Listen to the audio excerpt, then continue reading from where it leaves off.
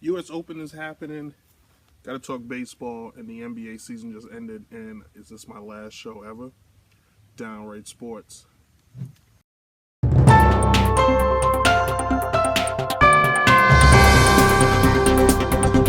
for the Downright Sports. It's the June 16th, 2017, and we are on the verge, yes, ladies and gentlemen, the last show of the summer.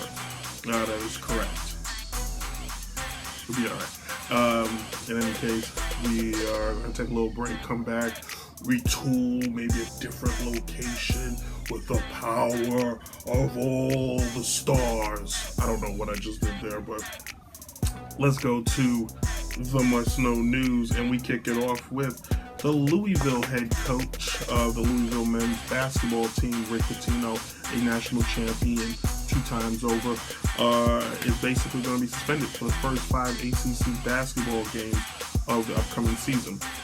Basically, the suspension is due to the fact that a former assistant of his is hiring prostitutes to come inside the dorm rooms to have sex with recruits and some of the current players.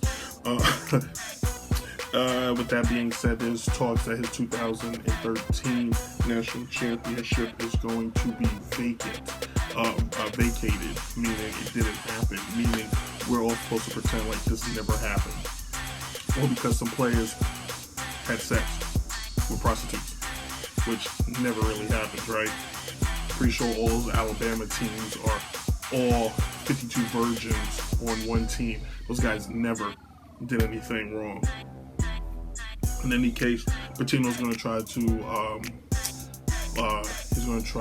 appeal the suspension, see what happens. He is the 3rd Hall of Fame basketball coach in the last couple of years that has been suspended. Pitino, the Syracuse head coach, Boeheim, and Larry Brown, all connections to New York. But I'm just joking. But they are not part of the old boy system. In any case, those guys were suspended. Larry Brown, because he's so old, realized it's just better for me just to leave and not face the suspensions and probation. So that's what's happening there. And then we're talking golf, and not in a bad way. The U.S. Open is happening right now, currently as we speak, and the leader on the board is Ricky Fowler, up seven under currently right now. In fact, the top 6 players of the world are not even ranked in the top 20, not even ranked in the top 50. It starts 86 and down. In fact, the defending champion Dustin Johnson is +3, which is not good if you don't understand golf. The winning prize is over $12 million, so if you win, you're looking at some good scratch there. So we'll see what happens. Fowler yesterday had the lead. Today he's got the lead. We're going to see if he can hold it for the weekend and see how that goes. The dark horse is Ernie Els, who I believe is 12th right now. Go ahead, Ernie. Whoop, whoop. In any case, when we come back, the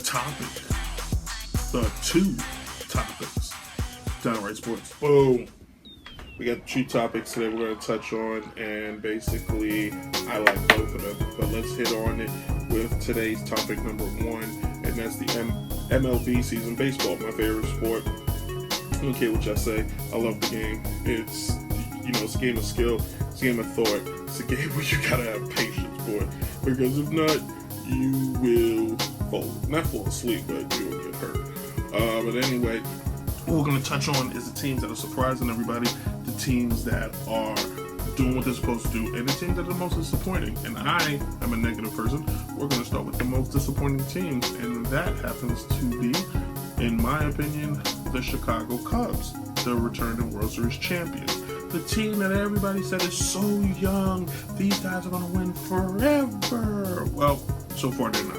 And that's not to say that they're not going to turn it around. That's not to say that next year they're going to be better. The 90s Yankees that were winning, won in 96, lost in 97, and then won 3 straight. But with the 4 straight, to tell you the truth. 1-3 with the 4. Any case, could happen with the Cubs. Could all of a sudden turn around. Guys just could still be drunk. I mean, first World Series in 100 years, they could just be just waking up and then just turn on. And the next thing you know, they're just hitting, 10 tearing the ball out the ballpark, out of that beautiful, beautiful ballpark I want to see one day. But as of now, they're not doing what they're supposed to be doing. They are currently right now second place, but they're under 500 by a game, and they're allowing my surprise team, the Milwaukee Brewers, to tear things up. The Brewers are currently right now one of the surprising teams in all of baseball, just destroying, winning games, beating everybody in front of them. The internet is not working, and I'm always prepared for this. But currently, right now, the Milwaukee Brewers are 36-32, with a difference of plus 17 as far as what they've been doing this year. They are without a doubt one of the biggest surprises in all of baseball, and without a doubt one of the biggest surprises going forward this season. And if they can hold on, the All-Star break is going to be the cutoff point. So if they can hold on by the All-Star break, we'll know that they're legit and that they are too legit to quit. They are not to be played around with. So we're going to see how that goes on. I judge everybody after the All-Star break because it's only fair and it's only right, just based on how the game of baseball plays out. You know, there's teams that always start off hot. All-Star break happens. Guys go to home run derby. Guys got home. Guys have babies. Guys have whatever. They come back. It's a long year to withstand wall-to-wall opening day to final day of the season being in first. So there's going to be some battles. Speaking of battles, the West Coast has the biggest battle going on right now. Currently right now, the Colorado Rockies, the Arizona Diamondbacks, and the Los Angeles Dodgers all are within a game of first place. Each team is over 40, has over 40 wins. Each team is just doing their thing and not playing games. The Dodgers, of course, is the favorite to win it because they have the star power, but really they've cut that star power down. They have Clayton Kershaw, which is enough to do it in the regular season. Postseason is a different story. But I'm pulling up my shirt because it's sucking me in. I put it on for this golf thing you saw me do. But the Rockies are the team that surprised everybody because they're doing it with pitching in a ballpark that's done with hitting, and they're led by a guy named Blackman who looks like a pirate with a name like a pirate. So they're killing it. And then Arizona Diamondbacks are doing it with a team that nobody's ever heard of before, and none of the players we've ever heard of before, except for Paul Goldschmidt, who is a fantastic first baseman who can crush the ball. And then we talk about my favorite team, the New York Yankees, a team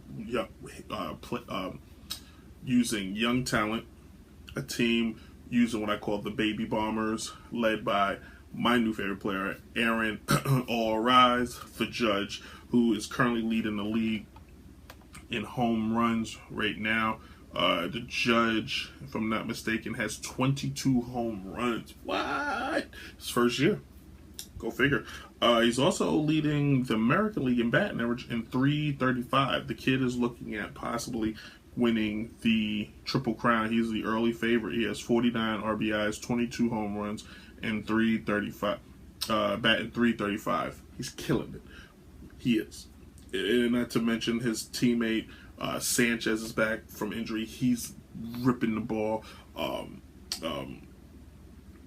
Didi Gregorius he's getting on base. He's doing his thing. Matt Holliday showing there's more in the tank for him. The pitcher staff is just all over the place, man. We just lost CeCe, who's been consistently doing his thing, and he's gone for like 4 weeks with a hamstring. I think that's like what he calls a vacation. You know, like, I'm gonna take some days off. But it was supposed to be the Red Sox. It was supposed to be the team, especially with Sale. Now let's not pretend like the Sox are 10 games out of first. No, they're only 2 back, and the Yankees just lost 3 in a row. But thankfully, the Red Sox lost. I like that. But Chris Sale for the Red Sox has just been like lights out. He's the early pick for the Cy Young Award, no questions asked. He's on, like, if the Red Sox give him 3 to 4 runs, they're gonna win the game. Like, that's how good this guy is. And it's a steal. You know, he's a lefty who could go for days. And that he slings that thing. He just lets it go. He's averaging 10 strikeouts a game. And if I'm not mistaken, if I heard this morning, he only has 4 walks all season. Some crazy crap like that. His walk level is so low. It's just like, what? He's not walking anybody. So when you come up to the plate, just put the bat out there and just pray that you just make contact. Another surprising team is the Minnesota Twins. The Indians, who went to the World Series last year, 32-31, while the Twins are 34-29, led by a young. I have notes here. I haven't looked at none of them, and I have notes here. The Twins are led by Miguel Soler, killing the baseball right now. This guy got drafted a few years ago, got called up, and now he is finding his groove. Young 25-year-old guy just finding his groove, just launching the ball. And then their pitching staff is not too shabby with Ivan Sanchez, 8-3. This veteran 34-year-old guy finding the fountain. The ERA of 2.2. Clearly, he's not going to win the Cy Young because of Chris Sale, but he's going to finish in the top 2, in my opinion, especially if Minnesota keeps winning. This is a team that always does it as a team. They put a team together, they do it. They don't spend a lot of money, small market, new ballpark, but they do it through the draft. They don't do it through free agency, and they're back. And for the early 2000s, they ran the Central. Couldn't get past the Yankees, but they ran the Central. They have, but they have in the past been to the World Series, and this could be one of those teams like the Houston Astros, who went a few years ago, just came out of nowhere, but fell short of making it. But this could be the Houston Astros year, 45-22, the best record in all of baseball. They are just out there. Grab some vets. I am over the time limit. They grab some vets like Brian McCann, Carlos Beltran, who are not playing a lot, but are helping the younger guys know what it's like to play as a veteran, keep winning, guys who have been there, done it, and that's what's making it interesting. Is anybody in their rearview mirror? No. The Angels are 35-35, but they're horrible. The Texas Rangers are 32-33. They're not doing any better. Seattle is a joke, and Oakland is continuously the butt-ing joke of the league. Truth be told, Texas may be their only threat to catch them or even make it interesting, but I don't see it happening, so don't look for it. But in any case, that's the baseball season in a nutshell. And when we come back in August, we'll touch on where the season is going, and we'll finish the baseball season strong, you know what I'm saying?